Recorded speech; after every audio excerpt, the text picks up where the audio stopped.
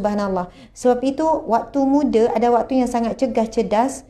Sepatutnya kita perlu menuntut sebanyak mungkin ilmu sebagai satu persiapan untuk menghadapi cabaran yang lebih hebat apabila berumah tangga, apabila alam pekerjaan dan sebagainya. Dan hari ini kita dapati orang muda berpindah kerja daripada satu kerja ke satu kerja dengan begitu mudah. Kerana apa? Kadang-kadang kerana ada masalah yang remeh di tempat kerja. Kadang tidak sabar untuk menghadapi tekanan sekian-sekian. Mereka sendiri tak faham tujuan utama mereka bekerja.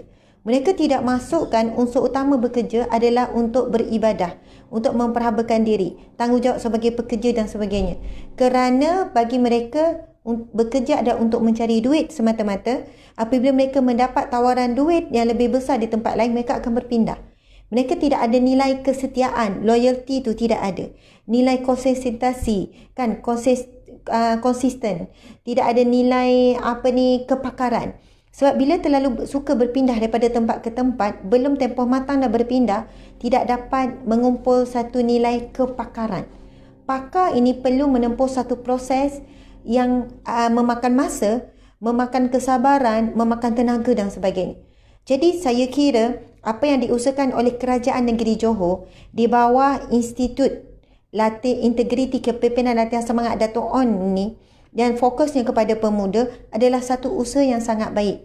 Dan mungkin di setiap negeri juga ada usaha yang fokus kepada golongan muda. Dan kita tahu golongan muda ini banyaknya lepak di mana? Di media sosial. Di Instagram, di Twitter, di TikTok, di Bigo Live. Di FB, golongan muda separuh sajalah. FB ni ramai mak-mak, ayah-ayah. Jadi hasil daripada ni, mereka yang betul-betul nak target golongan pemuda mesti kena masuk dalam mainstream ni. Mesti kena masuk dalam mainstream ni. Sebab itu dakwah saya sendiri secara peribadi kita dah masuk semua. Kita pergi sebab itu mad'u sasaran dakwah kita. Jadi jika benar Institut Integriti Kepimpinan dan Latihan Semangat Dato' On ini ingin menjadikan pemuda sebagai satu sasaran mereka, untuk pemuda ini bersama dengan mereka, kan, mendapat insentif yang disediakan dari sudut ilmu, pengetahuan, mungkin ada kewangan dan sebagainya, wallahu alam, kan, maka di mana anda perlu turun, kan, bukan sekadar di FB hari ini, contohnya di FB, sebab kita kena faham Instagram tempat nombor satu golongan pemuda. Kalau FB ni golongan mak-mak, ayah-ayah dah. Ramai remaja memang di Instagram. So macam mana nak gempurkan, nak naikkan Instagram dan sebagainya. Kemudian sekarang remaja ramai di Twitter, ramai juga di TikTok dan sebagainya. Jadi kita dah ada tools, kita dah ada bahan yang bagus untuk pemuda. Tapi tools kita tak tepat, kan? Akhirnya kita buat dakwah ataupun kita buat mencari mad'u sasaran kita itu di tempat yang salah. Itu antara cabaran dakwah saya sendiri. Ketika dulu saya banyak berceramah, saya dah ceramah lama, dalam hampir 10 tahun. Tapi dulu saya memang tak masuk media sosial, saya tak nak, saya menolak. Selama lebih kurang 7-8 tahun memang menolak, saya tak mahu masuk media sosial, saya nak yang tertutup, nak dengan perempuan sahaja. Dan benda tu berlangsung dalam berapa lama tempoh, akhirnya sampai satu ketika saya disedarkan oleh beberapa pihak. Dia bertanya saya soalan, Ustazah ceramah berdakwah pada siapa? Ramai je yang hadir, tapi ramai orang pencen lah, saya kata. Ramai orang pencen, perempuan gini. Ustazah berdakwah kepada orang yang dah sedia baik untuk jadi lebih baik. Tetapi kumpulan yang paling besar dalam masyarakat kita adalah golongan 70% terutamanya remaja jauh daripada agama. Dan mereka tak akan hadir majlis ilmu ustazah yang buat di masjid, buat di di balai raya, buat tertutup. Mereka tak akan hadir. Ustazah perlu hadir di kalangan mereka. Mereka lepak paling banyak di media sosial. Jadi ustazah perlu masuk dalam media sosial, cuba mendekati remaja melalui media sosial. Akhirnya atas kesedaran tersebut saya masuk media sosial. Dan alhamdulillah banyak perkembangan yang kita dapat. Jadi ibu ayah sendiri, kalaulah ibu ayah hari ini mengasihkan anak daripada media sosial, kita telah pun meletakkan anak kita dalam ketinggalan zaman, dipanggil ketinggalan zaman. Walaupun kita kata ustazah, alah tak payahlah media sosial ni mengarut semua dan sebagainya. Mungkin kita boleh kawal anak kita dalam tempoh beberapa tahun ni. Tapi setelah dia bekerja, dia dah memiliki telefon sendiri, setelah dia berkahwin dan sebagainya. Jika kita tidak memberi disiplin daripada sekarang, daripada kita, maka mungkin anak ini akan makin lost apabila masa depan. Sekarang nampak dia okey. Kalau orang tanya Ustazah bagi ke telefon pada anak. Saya ada anak yang berusia 14 tahun, tingkatan 2. Ada yang dah jenam dan sebagainya. Jawapannya, anak-anak pun pernah tanya, kami bagi tahu, kami tak akan beri telefon pada anak-anak selagi tak masuk universiti. Sebab bila universiti mereka duduk asing apa semua, jadi mereka ada keperluan. Kemudian anak-anak pernah minta untuk ada akaun Instagram. Saya sendiri tak buka akaun Instagram untuk anak-anak. Saya ada, mereka boleh tengok kalau akaun dia nak tengok yang kawan-kawan dia melalui akaun Instagram ibu dia. FB, media sosial memang saya tak benarkan selagi sebelum masuk universiti. Ini sekarang bagi saya adalah tempoh engagement kita dengan anak kena kuat. Kita dengan anak kena kuat. Kemudian kitalah kawan dia yang nombor 1, bukan kawan-kawan. Tapi kita mesti kena terbuka sahabat-sahabat sekalian untuk mendengar, untuk menerima pandangan, untuk menerima pertanyaan dia. Dan tolong jangan judge anak-anak kita bila mereka bertanya soalan yang kita rasa kita tak suka dengan soalan tersebut. Ini kita cuba kena berubah sebab zaman anak kita zaman mencabar, mereka lahir gadget dah ada. Kita jumpa gadget mungkin masa universiti. Kalau saya lah masa universiti, saya jumpa gadget. Sekolah menengah tak ada lagi smartphone. Masa universiti tu pun Nokia yang lama tu saja. Jadi tuan-tuan puan-puan sekalian, kita perlu bersama dengan para pemuda, kita perlu bersama dengan anak-anak kita mendepani cabaran media sosial pada hari ini. Itu cabaran utama. Daripada media sosial lah, maksudnya cabaran akidah, maksudnya cabaran akhlak, cabaran gaya hidup, cabaran ibadah. Gangguan itu semua masuk melalui media sosial. Sebab kalau kita tengok hari ini, anak-anak kita sendiri kurang bersosial secara fizikal.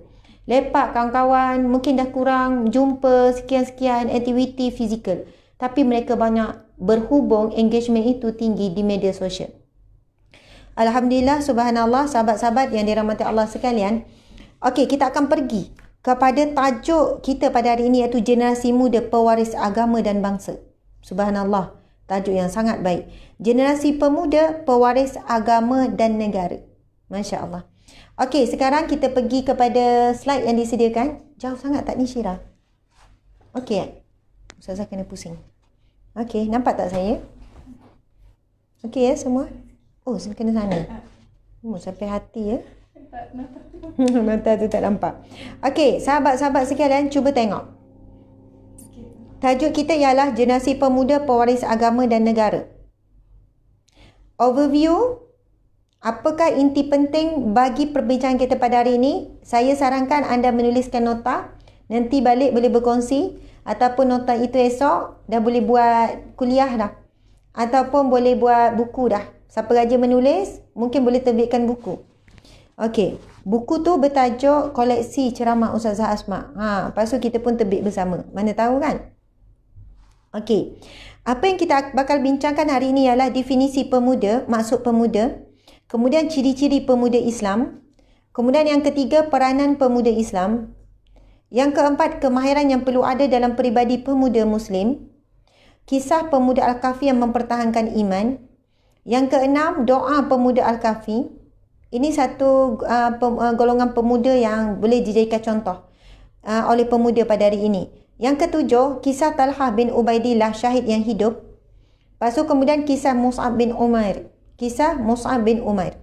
Dan kalau sempat, masa tapi dah nampak macam mustahil lah sempat. Kita akan kongsi 12 ikon remaja Muslim yang patut kita contohi, dan inilah 12 ikon remaja Muslim yang patut ibu ayah perkenalkan kepada anak muda sekalian. Ada Zubair bin Al-Awam, Talhah bin Ubaidillah, kemudian Sa'ad bin Abi Waqqas. Ini semua pemuda, umur 17 ada, umur 15 ada. Al-Arqam bin Abi Al-Arqam, umur 16 tahun. Zaid bin Thabit, usia 13 tahun, dah hebat. Tariq bin Ziyad, Bilal bin Rabah, Sa'labah bin Abdul Rahman, usia 17 tahun. Subhanallah. Sa'labah bin Abdul Rahman, seorang pemuda yang sangat hebat, baru memeluk Islam. Lepas tu jadi pembantu Rasulullah sebentar dan meninggal di riba Rasulullah, di pangkuan Rasulullah sallallahu alaihi wasallam. Allahu Akbar. Seorang pemuda yang sangat takut kepada maksiat. Walaupun maksiat bukan dia yang buat, tapi dia terlihat saja satu aurat seorang wanita. Itu pun telah menyebabkan dia menangis sampai henti, sampai tak makan, sampai dia jatuh sakit dan akhirnya dia meninggal di ribaan Rasulullah sallallahu alaihi wasallam. Okey, yang ke-9, Imam Syafi'i. Subhanallah. Kita tahu Imam Syafi'i ketika umur 15 tahun telah pun menjadi mufti. Masya Allah. Tingkatan 3 dah jadi mufti. Hafaz Quran daripada kecil dan sebagainya. Yang ke-10, Usamah bin Zaid. Yang ke-11, Mus'ab bin Umair. Yang ke-12, Sultan Muhammad Al-Fatih. Subhanallah, Allahu Akbar. Kau nak cerita pasal Sultan Muhammad Al-Fatih ini, meremang bulu roma. Memang kita akan rasa semangat yang luar biasa daripada beliau tu. InsyaAllah kita boleh ambil sedikit semangat tersebut. Okey, jadi bila sebut pasal remaja ni, kita akan pergi balik kepada apa yang kita sediakan. Definisi pemuda, sahabat-sahabat, ibu ayah sekalian. Apakah maksud pemuda?